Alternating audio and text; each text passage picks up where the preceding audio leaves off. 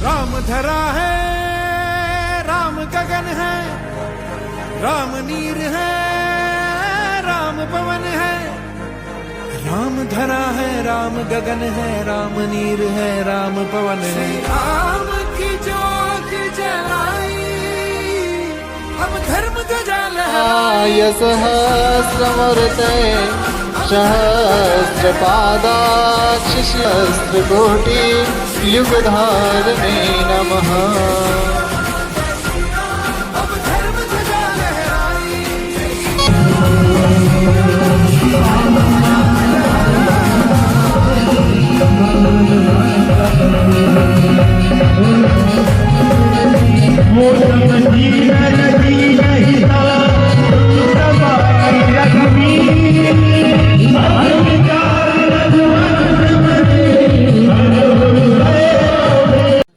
भारत माता की जय। भारत माता की जय। जय जय श्री राम। जय जय श्री राम। माँ भगवती को नमन करते हुए मैं आदरणीय भाई साहब को नमन करती हूँ और हमारे बीच में हमारे धर्मगुरु जी के चरणों में मैं नमन करती हूँ और यहाँ पर उपस्थित सभी मातृशक्तियों को एवं मेरे भाई बहनों को और छोटे छोटे प्यारे प्यारे बच्चों को मेरा नमन। आज का विषय है मेरा पंच परिवर्तन। हमारे समाज में परिवर्तन कैसे होना चाहिए, हमें कैसे हमारे समाज की रचना करनी है, इस पर मैं अपने शब्द कहूंगी। हिंदू जीवन खुद को ना कमजोर समझ, खुद को ना कमजोर समझ, कहने दे ये दुनिया क्या कहती है।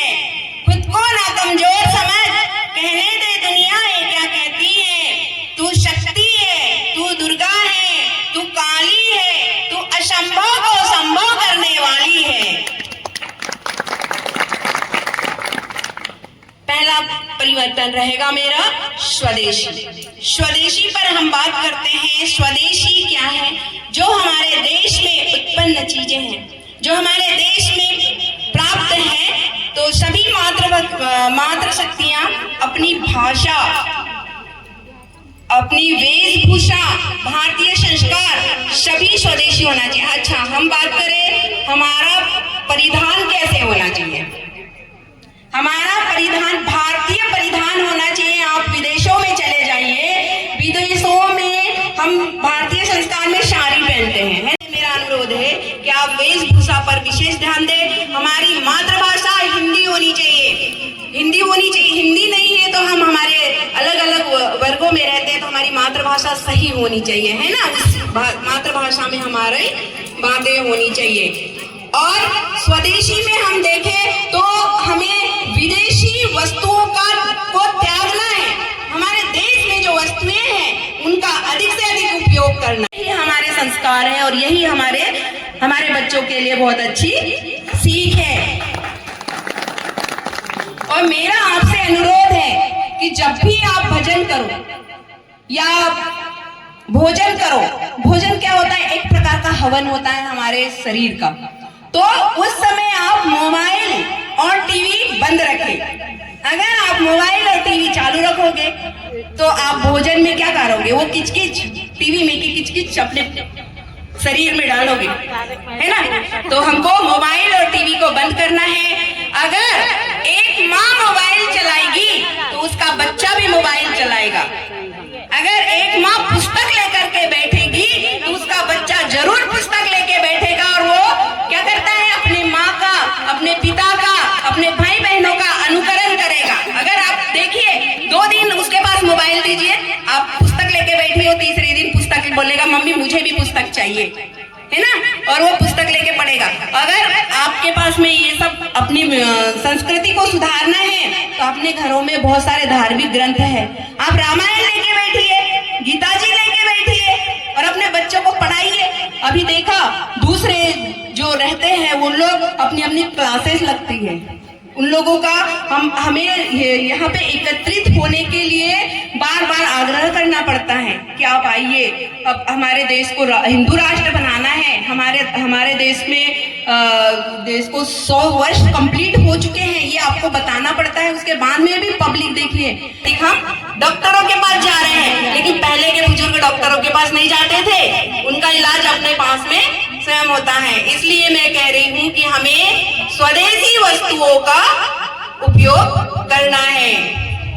जन्मे जहां दार्शनिक और विचारक, जहां से कला संस्कृति का प्रसारक, वही जन्मभूमि है ऋणग्रस्त कैसी, जपे मंत्र अब तो स्वदेशी स्वदेशी, जपे मंत्र अब तो स्वदेशी स्वदेशी।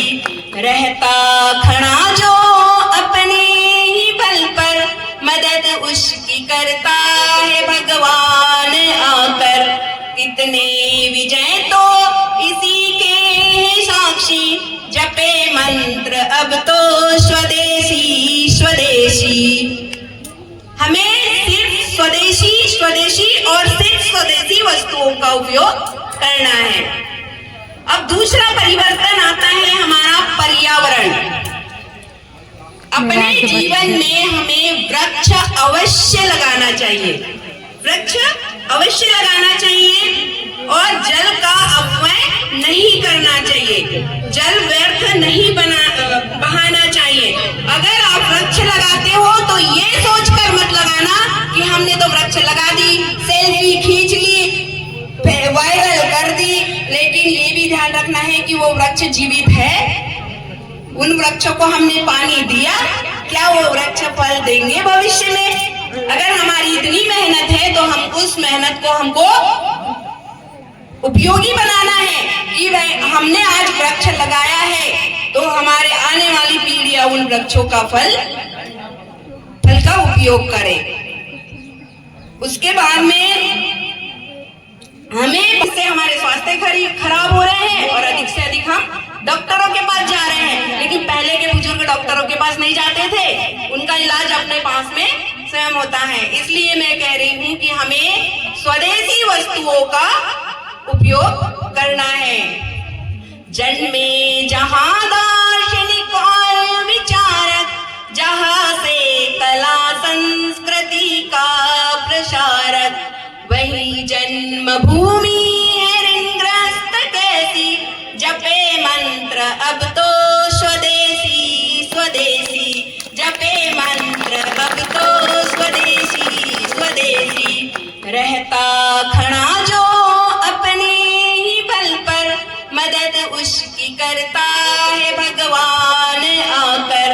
कितने विजय तो इसी के हैं साक्षी, जपे मंत्र अब तो स्वदेशी स्वदेशी। हमें सिर्फ स्वदेशी स्वदेशी और सिर्फ स्वदेशी वस्तुओं का उपयोग करना है। अब दूसरा परिवर्तन आता है हमारा पर्यावरण। अपने जीवन में हमें वृक्ष अवश्य लगाना चाहिए, वृक्ष अवश्य लगाना चाहिए और जल का अपव्यय नहीं करना चाहिए, जल व्यर्थ नहीं बहाना चाहिए। अगर आप वृक्ष लगाते हो तो ये सोचकर मत लगाना कि हमने तो वृक्ष लगा दी, सेल्फी खींच ली, वायरल कर दी, लेकिन ये भी ध्यान रखना है कि वो वृक्ष जीवित है, उन वृक्षों को हमने पानी दिया, क्या वो वृक्ष फल देंगे भविष्य में। अगर हमारी इतनी मेहनत है तो हम उस मेहनत को हमको उपयोगी बनाना है कि हमने आज वृक्ष लगाया है तो हमारे आने वाली पीढ़ियां उन वृक्षों का फल का उपयोग करे। उसके बाद में हमें